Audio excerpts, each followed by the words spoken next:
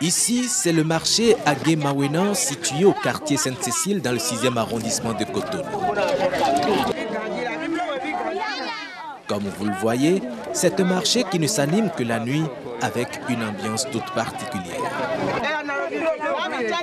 On y retrouve toutes sortes de produits, surtout différents types de poissons frais. Les principaux clients de ce marché de nuit sont souvent des hommes et des femmes, comme Dame Mathilde, absorbés toute la journée par les activités professionnelles. Moi, je suis maîtresse coiffeuse et souvent, dans la journée, je m'occupe de mes clientes. Donc, je n'ai pas souvent le temps de passer dans la journée pour payer. Mais quand je sors les soirs, en allant à la maison, je prends par ici pour payer des poissons frais. C'est pourquoi, par moment, je viens dans la nuit pour payer. L'histoire de ce petit marché sans aucune infrastructure, mais qui s'étend de jour en jour, le long de la voie, remonte à environ 25 ans. Il y a une dame du nom de Anti. C'est elle et quelques femmes qui vendaient ici jusqu'à mon arrivée. J'ai alors estimé que le marché ne pouvait pas rester ainsi. Nous avons décidé de l'agrandir afin que les gens sachent qu'on peut y trouver de gros poissons frais.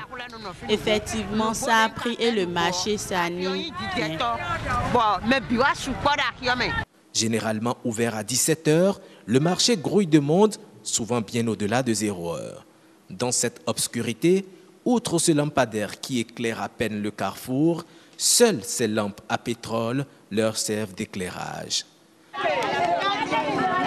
Autre lieu, autre marché de nuit drainant aussi de l'affluence. Nous sommes ici en face de la pharmacie des 4 thérapies.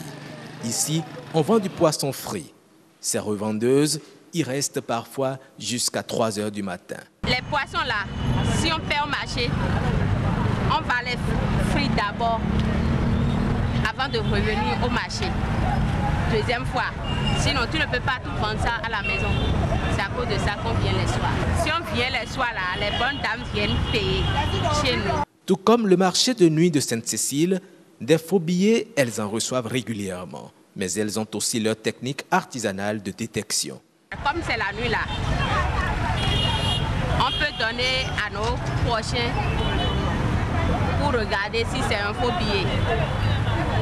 Pour voir encore une autre fois, on met de l'eau sur le billet et on frotte ça pour voir si c'est vraiment un faux billet. Si c'est vraiment un faux billet, ça déteint la couleur facilement et on voit que c'est un faux billet. Les risques liés au marché de nuit sont considérables pour ces femmes, mais elles disent ne pas avoir le choix puisque l'activité leur permet de faire face à leurs charges. Réorganiser ces marchés de nuit ne serait que salutaire pour vendeurs et acheteurs et aussi pour les collectivités locales qui pourraient engranger quelques recettes.